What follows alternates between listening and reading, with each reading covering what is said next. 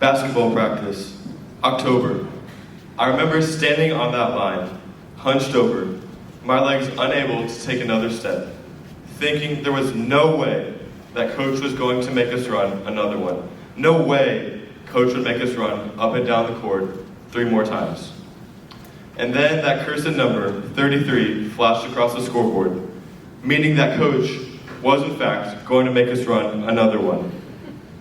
Well, this went on, and as I stumbled into my car after practice in a pool of sweat, I kept thinking to myself, this is all going to be worth it eventually.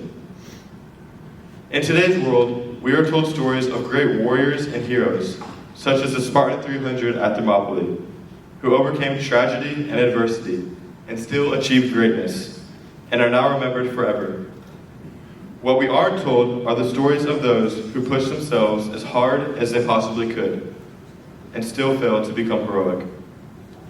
What we also aren't told is that when we work hard, we will more often than not end up in the camp of those who ended up not going all the way, rather than the legends we so often remember. This may seem like an odd thing to talk about on such a celebratory occasion. Graduation is typically a time to celebrate our successes in high school, not relive our failures and sufferings. But we all know that failure is a distinct part of the human experience. It is impossible to ignore it. When we try to ignore failure, it just feels even more intimidating, the elephant in the room. People who live their lives in fear of failure will never experience the exultation of success or the delight of victory. True success necessitates taking risks. None of us are going to leave this high school without some regrets. We have left behind us broken friendships, failed tests, and heartbreaking relationships. We have crossed lines that would have been better left uncrossed, broken bonds that should have remained whole, and spoken words that were best left unsaid. We have all missed the time, lost the game, and blown our last chance. At this point, you are probably wondering where the Kentucky transfer is taking his speech. As a Christian, the verse that immediately comes to mind when I think about failure is Jeremiah 29:11, which reads, "For I know the plans I have for you, declares the Lord, plans for welfare and not for evil, to give you a future and a hope." Often we have plans for our life that seem so secure and straightforward. We all envision ourselves being everyone's favorite classmate, the star athlete who hits the game winners, the student who never has to worry about failing a class. However, as we all found out at some point, we're not perfect, and these dreams are not rooted in reality. If it weren't for our sufferings and failures, what value would there be in our success if everything was perfect? When I now reflect upon all the past experiences that were challenging at Pacifica, I don't think about how brutal they were. I think about the memories I made as a result of those challenges, even the ones I failed. I don't remember any of my AP Calculus grades anymore, but I do remember frantically preparing beforehand, trying to cram information with my classmates. When I'm older, I won't remember the few, very few, basketball games we lost. I won't remember the score, but I'll think about the fun times in the hotels and at In-N-Out, even after a loss.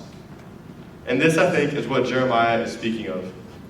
Not only is God going to use our failures in his great plan, but he also will use them in our lives to develop us as people and even give us joy down the road when we recall them.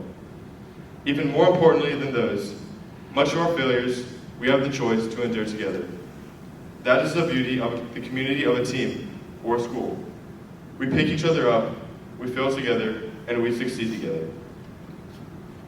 Even though I told myself that all the running I did was going to be worth it, by the world's standards, my individual season could be considered a failure.